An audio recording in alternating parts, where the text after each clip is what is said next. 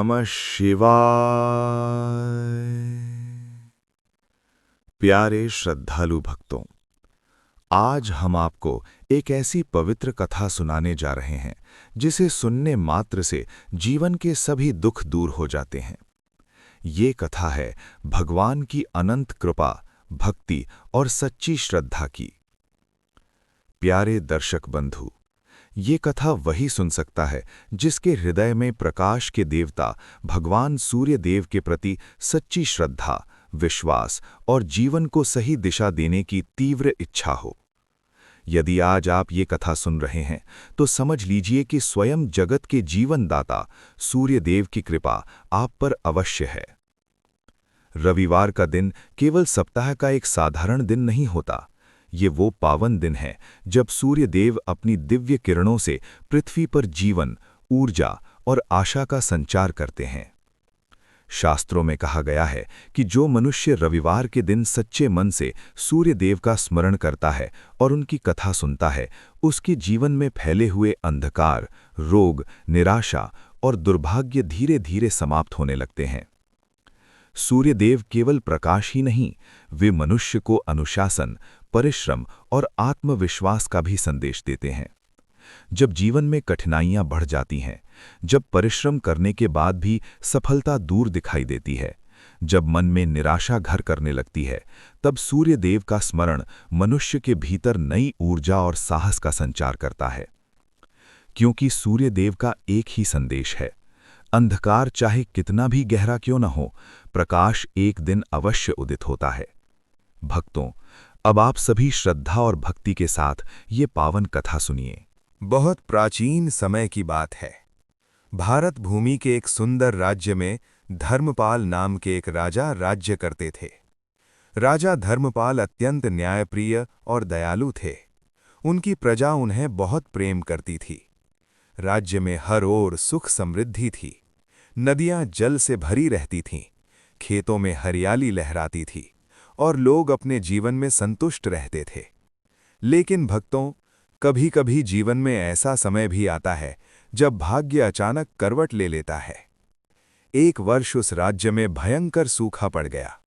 बादल आते पर बरसते नहीं। नदियां सूखने लगी, खेतों की मिट्टी फटने लगी। धीरे धीरे पूरे राज्य में संकट फैल गया। लोगों के घरों में अन्न समाप्त होने लगा, पशु मरने लगे। प्रजा दुखी होकर राजा के पास पहुंची। राजा धर्मपाल का हृदय अपनी प्रजा की पीड़ा देखकर रो उठा। उन्होंने तुरंत अपने मंत्रियों को बुलाया। मंत्री बोले, महाराज, ये संकट हमारे बस में नहीं है, ये प्रकृति का प्रकोप है। राजा पूरी रात सो नहीं पाए। अगली सुबह वे अकेले जंगल की ओर निकल पड़े। काफी दूर जाने के बाद उन्हें एक प्राचीन आश्रम दिखाई दिया। वहां एक तेजस्वी ऋषि तपस्या में लीन थे। राजा ने विनम्रता से प्रणाम किया और अपनी समस्या बताई। ऋषि ने ध्यान खोलकर राजा की ओर देखा और शांत स्वर में कहा, राजन, ये संकट केवल प्रकृति का नहीं है, ये मनुष्यों के जीवन में बढ़ते आलस्य और अधर्म का परिणाम है। राजा ने विनम्रता से पूछा, गुरुदेव, इसका समाधान क्या है? ऋषि बोले, यदि तुम चाहते हो कि तुम्हारा राज्य फिर से समृद्ध हो जाए, तो पूरे राज्य में सूर्यदेव की उपासना आरंभ करवाओ। उन्होंने कहा, हर रविवार सूर्योदय के समय सूर्यदेव को जल से अर्घ्य दिया जाए और उनकी कथा सुनी जाए। राजा ने तुरंत ये नियम पूरे राज्य में लागू कर दिया। अगले रविवार सुबह राजा स्वयं नदी के तट पर पहुंचे। पूरा आकाश हल्के लाल रंग से भर गया था। जैसे ही सूर्य की पहली किरण निकली, राजा ने जल से अर्घ्य दिया और प्रार्थना की, हे जगत के जीवन दाता सूर्यदेव, यदि हमने कोई भूल की है तो हमें क्षमा करें और हमारी प्रजा की रक्षा करें। धीरे धीरे राज्य के लोग भी वहां आने लगे। हर रविवार लोग सूर्यदेव को अर्घ्य देने लगे। कुछ ही दिनों में लोगों के जीवन में बदलाव आने लगा।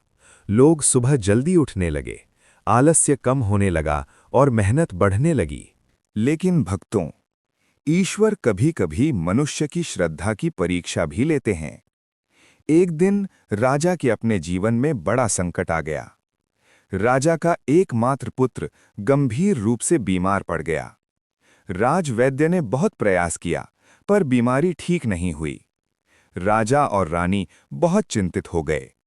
फिर भी राजा ने सूर्य देव की पूजा और कथा सुनना बंद नहीं किया। हर रविवार वे उसी श्रद्धा से अर्घ्य देते रहे। एक रविवार की सुबह जब राजा सूर्य देव को अर्घ्य दे रहे थे, तभी आकाश में बादल छट गए और सूर्य की तेजस्वी किरण सीधे उस जल पर पड़ी। उसी क्षण राजा के मन में एक अद्भुत शांति उत्पन्न हुई। जब वे महल लौटे तो देखा कि उनका पुत्र धीरे धीरे स्वस्थ होने लगा है। कुछ ही दिनों में वो पूरी तरह ठीक हो गया। ये देखकर राजा और रानी की आंखों से खुशी के आंसू बहने लगे। उन्होंने समझ लिया ये सब सूर्य देव की कृपा है। उस वर्ष के अंत में अचानक आकाश में घने बादल छा गए। भयंकर वर्षा हुई। सूखी नदियां फिर से जल से भर गईं। खेतों में फसलें लहलहाने लगीं। राज्य फिर से समृद्ध हो गया। लोगों ने कहा, ये सब सूर्य देव की कृपा और राजा की श्रद्धा का फल है। राजा धर्मपाल ने उस दिन पूरे राज्य में एक विशाल मंदिर बनवाया, जहां हर रविवार सूर्य देव की कथा सुनाई जाती थी। धीरे धीरे ये कथा दूर दूर तक फैल गई। कहा जाता है, जो भी मनुष्य रविवार के दिन श्रद्धा से सूर्य देव की कथा सुनता है, उसके जीवन में नई ऊर्जा का संचार होता है।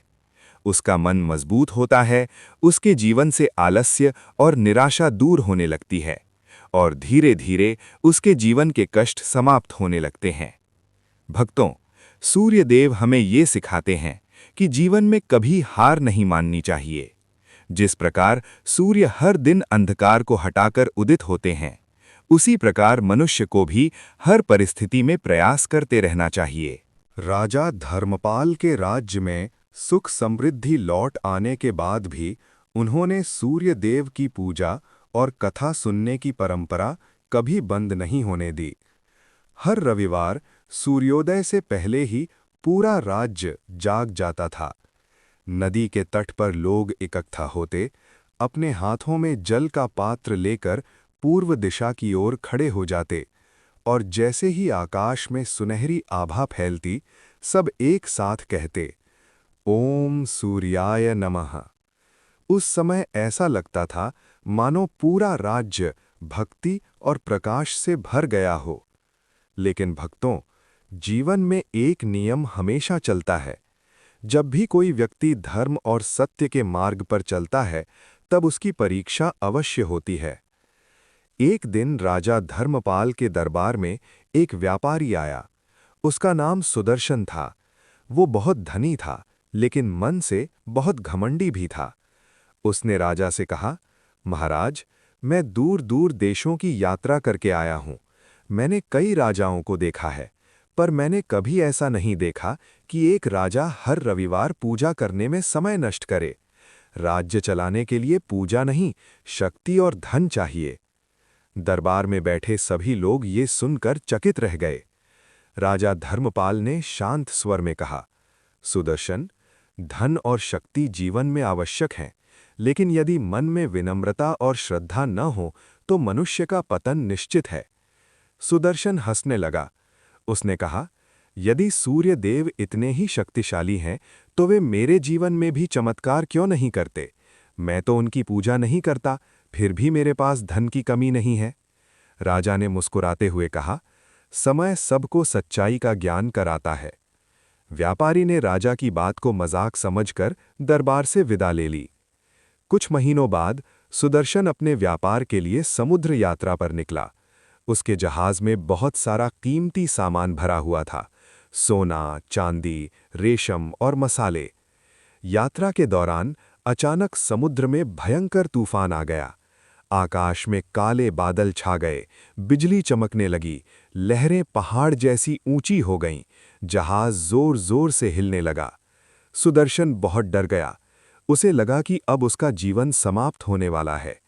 उस क्षण उसे राजा धर्मपाल की बात याद आई। उसने पहली बार जीवन में हाथ जोड़कर प्रार्थना की, हे प्रकाश के देवता, यदि आप सच में जगत के रक्षक हैं तो मेरी रक्षा करें। मैं अपने अहंकार के लिए क्षमा मांगता हूँ। भक्तों, जैसे ही उसने सच्चे मन से प्रार्थना की, कुछ ही देर में आश्चर्यजनक घटना हुई। आकाश में बादल धीरे धीरे हटने लगे, तूफान शांत होने लगा और कुछ समय बाद समुद्र बिल्कुल शांत हो गया। सुदर्शन की आंखों में आंसू आ गए। उसे समझ आ गया कि मनुष्य चाहे कितना भी शक्तिशाली क्यों न हो, लेकिन ईश्वर की शक्ति के सामने वह बहुत छोटा है। वह तुरंत अपने जहाज को वापस उसी राज्य की ओर मोड़ने लगा जहां राजा धर्मपाल रहते थे। कुछ दिनों बाद वह दरबार में पहुंचा। इस बार उसके चेहरे पर घमंड नहीं बल्कि विनम्रता थी। उसने राजा के चरणों में झुककर कहा, महाराज, मुझे क्षमा करें। मैंने सूर्यदेव की महिमा पर संदेह किया था, लेकिन जब मेरे जीवन पर संकट आया तब मुझे उनकी कृपा का अनुभव हुआ। राजा धर्मपाल ने उसे उठाया और कहा, सच्चा पश्चाताप ही मनुष्य को महान बनाता है। उस दिन रविवार था। राजा सुदर्शन को अपने साथ नदी के तट पर ले गए। सूर्योदय का समय था। आकाश लाल और सुनहरे रंगों से भर गया था। राजा ने जल से अर्घ्य देते हुए कहा, हे सूर्यदेव,